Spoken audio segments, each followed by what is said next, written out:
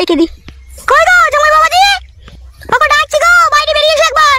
কি হলো কি? এত চিল্লাচিল্লি করছো কিসের লেগে? ফেটে গেছে নাকি? চিল্লাতে দেখে কথা বললাম নয়। এই বন্ধু ফটকে, আমি ডাকছি রে। কেন রে, কি হয়েছে কি? এত চিল্লাচিল্লি করে ডাকিস, কি হয়েছে কি? ওরে বন্ধু, ক্লাব একটা বিশাল ধরনের আয়োজন করেছে রে, উস্তাদ আমাদের বিশাল ভোজ হচ্ছে। মিষ্টি করে মারা। সত্যি করে বলছি ভাই, বিশ্বাস কর, তোর সাথে আর কি মেরে আমি কি করবো? উস্তাদ দেখে আনতে বললো, তাই দেখতে এলাম। এবার যাবি চো, না যাবি তোর ব্যাপার সেটা। কে আল্লাহ, তো ভাবছিস কি করে আমি যাবো না? চো, সেই জন্যই তো নিতে এলাম। দেখেছো শাশুড়ি মা, এইগুলাকে বলে বন্ধু। আমাকে না দিয়ে কখনো একা একা খায় না ওরা। ভালো তো বাপ শোনা, আমার খেয়ে এসো যাও। হ্যাঁ তা তো যাবোই, না গেলে হয়? এত দামি খাবার না খেলে কি করে হবে? খাসির মাংস 800 টাকা কেজি। হ্যাঁ বাপ শোনা, আমার তাড়াতাড়ি করে খেয়ে দিয়ে চলে আসবে। তোমার বউ আবার অসুস্থ, দেখতেই তো পেছো হওয়ার পর পেট এখন। ও কোনো চাপ নাই, তুমি আছো তো বাড়িতে। চোরে ঠান্ডা হয়ে যাবে মাংস। রান্না হয়ে গেছে ওরা, তাই ঠান্ডা হয়ে যাবে বলছিস? ও হইতেও আর বাকি নাই। হ্যাঁ গো বাপ শোনা, মাতালি যাও যাও, খেয়ে এসো গা। আচ্ছা ঠিক আছে শাশুড়ি মা, আমি চললাম। বাবা এলে বলবে ক্লাবে ভূত ভোজন করতে গিয়েছে।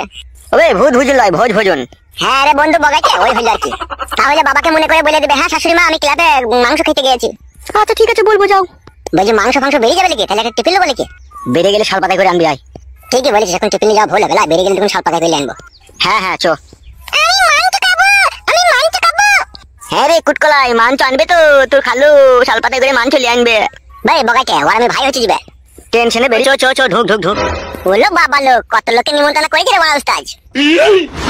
ই বড়া সুমাইয়া, এখানে কি ব্যাপার? কিরে ছোড়া, খুব হেতে বড় হয়ে গেছে শুনছি। হ্যাঁ কি হেতির কাকা? শুইরে বাচ্চা, ভাজা মাছটা উল্টে খেতে জানি না? ওই মশাই, আপনি কেন কথা বলছেন? বিচারটা আপনি করবেন নাকি? ভুল হয়ে গেছে, রাগ ধরে রাখতে পারছি না। যত হোক ভাতি যা বললে কথা। আচ্ছা ঠিক আছে, আমি আছি তো নাকি? কি হয়েছে কি গো কাকা? তোর বিচি কাটবো বে শালা। এই ছেলে, জি কাকা বাবু বলেন। এইখানে এসে তো মা সুমাইয়া, এই মেয়েটাকে চিনিস তো? কি বে বল, হ্যাঁ কি না? আমার মুখ মানে তাকাচ্ছি কিসে লেগে বে? যে জিজ্ঞেস করছি তাকে বল। কি হলো, কথাটা শুনতে পাচ্ছ না নাকি তুমি? হ্যাঁ শুনতে পাচ্ছি। বগাইটিদের বাড়িতে কতদিন যাওয়া আসা করতিল? কেন কাকা বাবু? চপ বোকাচ্চুদা, আমি কারো কাকা লয়, আর আমার এদিকে ভাইপো নাইকো। যা জিজ্ঞেস করবো তার উত্তর দিবি। কতদিন যাওয়া আসা করছিস বে? অনেকদিন থেকেই হবে, 2 মাস হবে। এইটুকু বাচ্চা মেয়ের উপরে চেপে চড়া মাইতে তোর বিবেক আটকাইলো না? এই বোকাচ্চুদা, বিবেক আটকাইলো না তোর? হ্যাঁ কাকা ভুল হয়ে গেছে। এখন এই মেয়েটার কি হবে বে? এই বোকাচ্চুদা, এই মেয়েটার কি হবে এখন? হবে বুকাচুদা, তুই বন্ধু হয়ে এরকম বিশ্বাসঘাতকতা করলি, শালাকে আমার যে ইচ্ছা হচ্ছে তোকে গুলি করে মেরে দিবে আমি। মাথাটা ধরে আমি দেয়ালে ঠুকে দেবো নাকি? আর আপনাকে বললাম নাকি দেয়ালে মাথা ঠুকটা? চুপ করে থাকেন আপনি। কিছু মনে করবেন না, রাগ ধরে রাখতে পারছি না। ইচ্ছা হচ্ছে আর কলজিটাকে বাই করে লোয়ার কড়াই ভিজে খাই আমি বাংলা মদ দিয়ে। তাহলে তাই করো, আর বিচার করতে হয় না। কাকা আপনি একটু চুপ থাকেন, কাকা বাবু যা ভালো বুঝবে তাই করবে, আপনি চুপ করেন না। তাহলে লাউড়ামুখ ওই দিকে তাকা। তাহলে হবে, তুই যে মেয়েটাকে গাবিন করে দিয়েছিস, তাহলে এই মেয়েটার কি হবে? ও তো আমাকে মাঝে মাঝে ডাকতো, ওই তো আমাদের ভাই আসবা। মারবো খানকির ছেলেকে এখনই আবার। ও তোকে ডাকতো বোকাচ্চুদা? তো ওকে জিজ্ঞেস করে দেখো। কি রে মা, তুই ওকে বাড়িতে ডেকেছিলি না ও নিজে থেকে তোর কাছে এসেছিল? ও নিজে থেকে আসতো। দাদা যখন থাকতো না তখন লুকিয়ে লুকিয়ে এসে বলতো আমি তোমাকে ভালোবাসি, তোমাকে বিয়ে করবো। কত কি আমাকে কথা বলতো। যে আমি যখন দিতে চাইতাম না তখন ও কাঁদতো, বলতো আমি তোমাকে ভালোবাসি, একবার দাও নাহলে আমি মরে যাবো, আমি বিষ খাবো। তখন আমি ওকে ভয়ে ভয়ে দিয়ে দিতাম। আমার কোনো দোষ নাই, সব দোষ ও করেছে। কি বললো বে, শুনতে পেয়েছিস তো? সুমাইয়া, এত বড় বেইমানি কথা বলতে পারছো তুমি?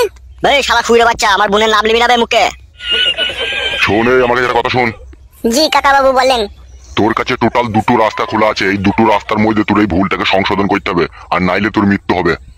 কি করতে হবে আমাকে? বাবা একে ঘা কথা কাকে দিয়ে গো বাবা, তারপরে বিচার হবে। চুপ বে শালা, মনে হচ্ছে খুব বুঝে গেছে। চুপ না, তুই আমি আছি তো এখানে। যেটা বলছিলাম আর কি, জি বলেন। সুমাইয়া একটা নাবালক মেয়ে, তুমি তার সাথে নষ্টামি করে তুমি তার আজকে তার পেটে বাচ্চা এনে দিয়েছো তুমি। এর জন্য কিন্তু সম্পূর্ণ অপরাধী ও সম্পূর্ণ দোষী তুমি। তাই বলছি তোমাকে, সুমাইয়ার ভালো ফ্যামিলি দেখি, ভালো ঘরে, এমনকি চাকরিওয়ালা ছেলে দেখে তোমার সুমাইয়ার বিয়ে দিয়ে দিতে হবে। আর যত টাকা পয়সা খরচা হবে সমস্ত টাকা পয়সা তোমাকে খরচা করতে হবে। তাই আমি করে নেবো বিয়ে। গিলে নেবে শালা কথাটা, তোর সাথে বিয়ে দেবো ভাবলি কি করবে তো? শালাকে কুপি কেটে দেবো কোনি। মারবো মারবো, তোমরা শুধু একবার হুকুম দাও কাকা, আমি ধুলো করে দিচ্ছি কোন। এখনো আমি এখানে দাঁড়িয়ে আছে বলে তোমার গায়ে এখনো কেউ হাত তুলেনি, ঠিক আছে? যদি আমি একবার ছেড়ে দিই, তোমার সব বডির পাস আলাদা আলাদা করে দেবে ওরা খুলে এখনই। সে তো বুঝতেই পারছি কাকা, আমি তাহলে এখন কি করবো? শুনবে ভালো করে শোন। বলেন। যেটা বললাম ঠিক আছে, চাকরিওয়ালা ছেলে দেখে ভালো ফ্যামিলি ঘরে বিয়ে দিয়ে দিতে হবে, ঠিক আছে? আর এমনকি ওর পেটে বাচ্চা এসেছে, সেই ফ্যামিলির লোক যেন মেনে নেয়, ঠিক আছে? পরে যেন কোনো ঝগড়া অশান্তি না হয়, সেই রকম তোকে একটা ফ্যামিলি দেখে বিয়ে দিয়ে দিতে হবে, সম্পূর্ণ দায়িত্ব দিতে হবে, ঠিক আছে? আর যদি তুই এটা না করতে পারিস তাহলে 3 লাখ টাকা তোকে ক্যাশ লাগবে, বুঝতে পেরেছিস তো? এই দুটোর মধ্যে তোকে একটা রাস্তা বেছে নিতে হবে। আমার কাছে তো বিড়ি খাওয়ার পয়সা নেই, আমি 3 লাখ কোথা পাবো? শুইরে বাচ্চা, ভরার সময় মনে ছিল না? শালা বেঈমান নিমক হারাম শালা। এই বন্ধু শালা, শালা তোকে ঘৃণা লাগছে বেবের। ওই ওর দিকে তাকিয়ে কোনো লাভ হবে না, বড় আমার দিকে তাকা। তাহলে কি করবো বলেন? তোর বাবাকে ডাক কর, তোর বাবাকে আর তোর বউকে। বাবা বাড়িতে নাই, বাবা মাঠে গিয়েছে। তোর বাবা কি মাঠে সারা রাত শুয়ে থাকবে নাকি, বাড়ি আসবে না নাকি সে? হ্যাঁ আসবে তো। ওই এই বোকা চোদা, তুই চুপ। বেশ আমি চুপি গেলাম। এই শোনো, তুমি এক কাজ করো। হ্যাঁ জি বলেন। তুমি এই ছোড়ার বাবাকে আর এর বউকে ডেকে নেনো, ঝট করে যাও তো। আচ্ছা ঠিক আছে, যাচ্ছি। মা সুমাইয়া, তুই কোণে গিয়ে বস। ওই ছোড়া। জি বলেন। জি বলেন মারাইতে হবে না, কোনো চুকুর বস। শালা বেঈমান নিমো খারাম, যদি তোর বোনের সাথে এরকম করতাম তাহলে কি হইতো বে শালা? এখন চুপ করো না, ওর বাবা আসুক তারপর তো হবে ফয়সালা নাকি।